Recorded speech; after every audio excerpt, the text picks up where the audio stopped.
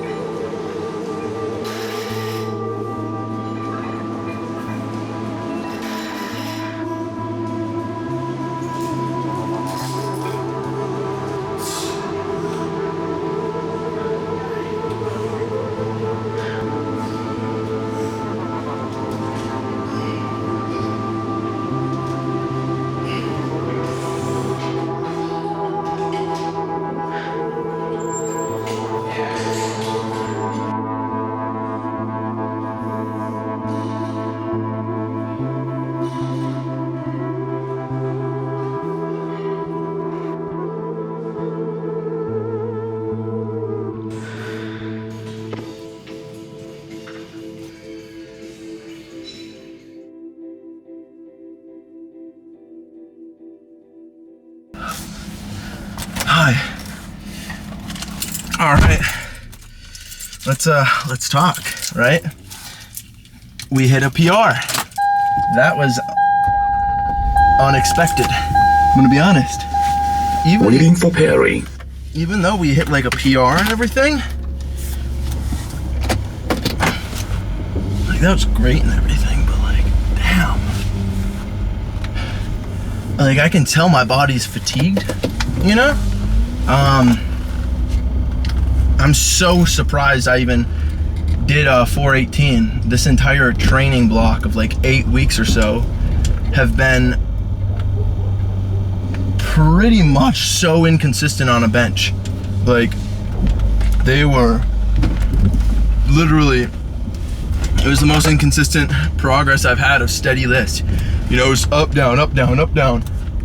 And like some days I was barely even pressing 3 reds or whatever. So to load 418, wow. Wow. Damn, okay. I'm happy about that. And then we pulled about 20 pounds underneath our max or so. 25 pounds. Did 821 or 823. Our max is 848.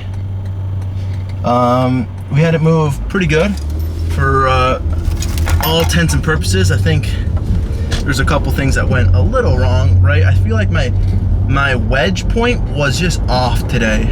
I don't know why. And dude, when I whipped my belt off, I like whipped it weird. I whipped it down for some reason. I usually go like this, but when I whipped it down, the fucking lever part smoked my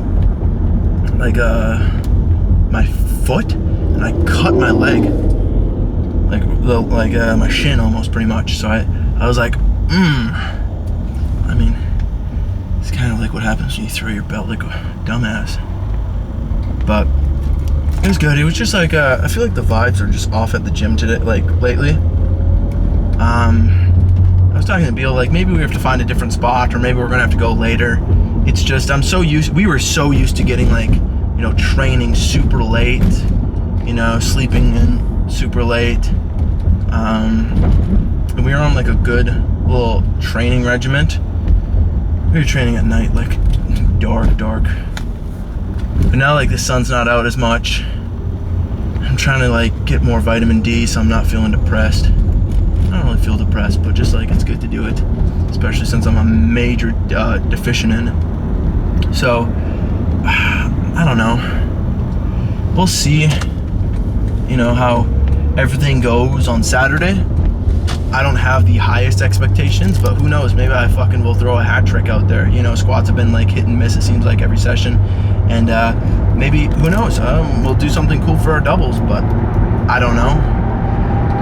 Since I've been staying in the 240s, I can tell my body's acclimating to it, you know, where it's just like, I don't feel the best in my 240s, you know? And that's usually how it goes, you know? So I'm doing like a slight recomp of my 240 because I want it to make it look like where I'm a little bit better looking 240 wise. I had it where my first 240 was a better 240 than my second 240 because I had to rush my second 240 since my meets, you know? I was just eating a lot more fats, a lot of carbs, a lot of protein and everything, but I was just eating way more fats to get in extra calories than I was getting from 220 to 240 in 8 weeks, you know? And I can definitely tell I've added some fat around my midsection more than I would like to. And that is tough to get it to go away without actually doing like a proper cut. You know, not my favorite thing in the world, but I'm just gonna try to, you know, slowly go down, come back up kind of thing. I'm not gonna want to like go down in body weights per se, but if there's like a small dip because I'm changing my macros, I'm cool for it. But I don't know, I gotta really just kind of change the schedule up per se, because it's just like, I like going to the gym, you know, I like just being in the zone, and sometimes when you're rolling in and there's just like, it almost feels like it's a dead zone. And it's not dead because there's no people, it's like, it's dead because there's people there and they're just not in the intense environment, you know? And I don't like going to gyms though that are just super intense. Like, it's fun every once in a while, but I like it where it's like I can set my own pace, or Nabil and I can set our own pace. Because then it's like, okay, hey, you come into the gym, okay, get warmed up. 1 plate, 2 plate, 3 plate, you know? And then around that 4 to 5 ratio of plates, you're starting to get in your groove. And then by that, 5 or 6 plates, you're in the zone. And then by that, 6 to 7, maybe 8 plates, you're like, okay, I'm ready. And that's just a solid rhythm, because it's not like you go in and you feel intense, like you have to hit a PR before you even warm up. And it's not dead, like, oh, hey, your top set, and it's just like, it's when it's like slowly building up. It's similar like, when you're taking caffeine, you don't want a giant spike in your caffeine because there's going to be a giant drop. You don't want to have a super slow acting caffeine because it's just like slow. You're not going to notice it. But when you add in both caffeine that's slow and fast acting, you get this nice little peak.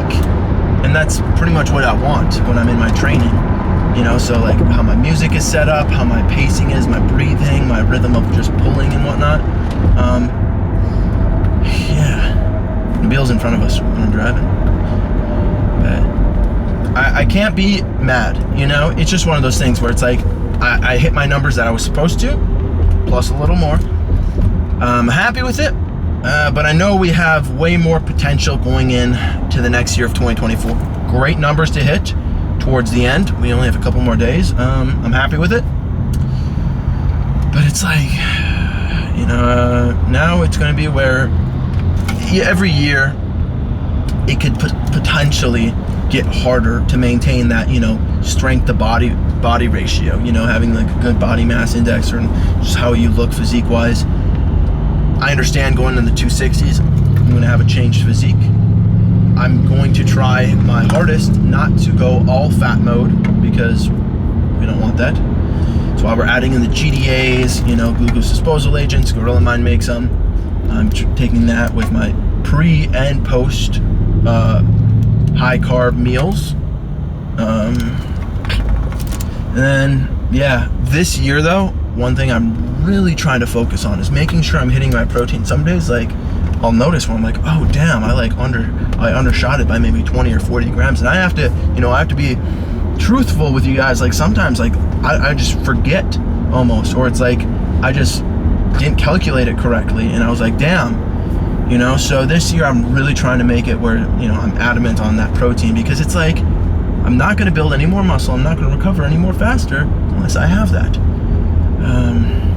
So just one of those things where I set my goals for, the new year of 2024. YouTube is a big thing for me.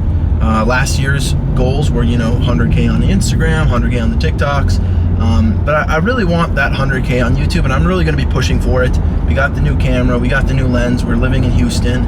There really shouldn't be any obstacles, and I think that's something you guys can maybe take away from, your guys' life, where as long as you're kind of like setting goals and staying focused towards those goals and not being distracted, you can achieve it.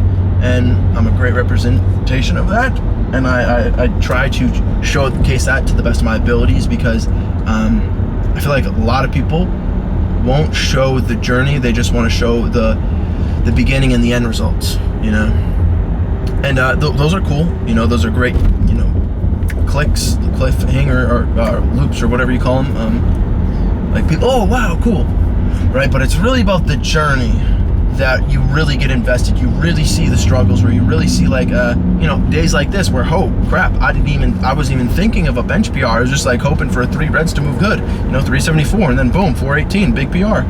And not even on our like most amazing feeling day, it was just like, okay, I felt a little confident, and I was like, all right, if I don't get it, I don't get it, and if I get it, I get it, and that's a good approach to have sometimes. But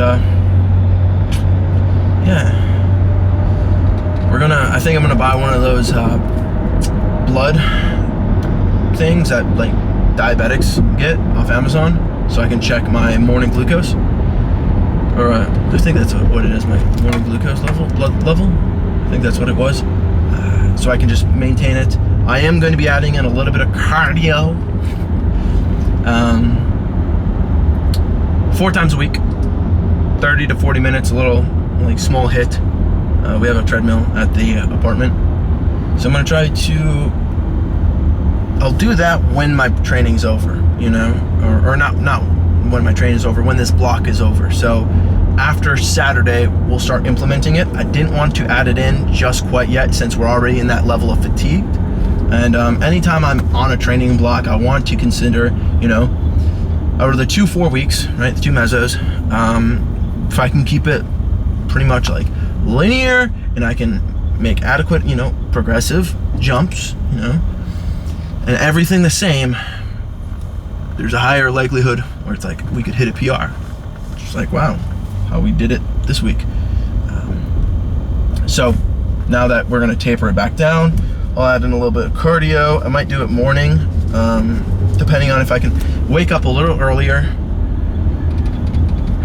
do that, get the metabolism rolling.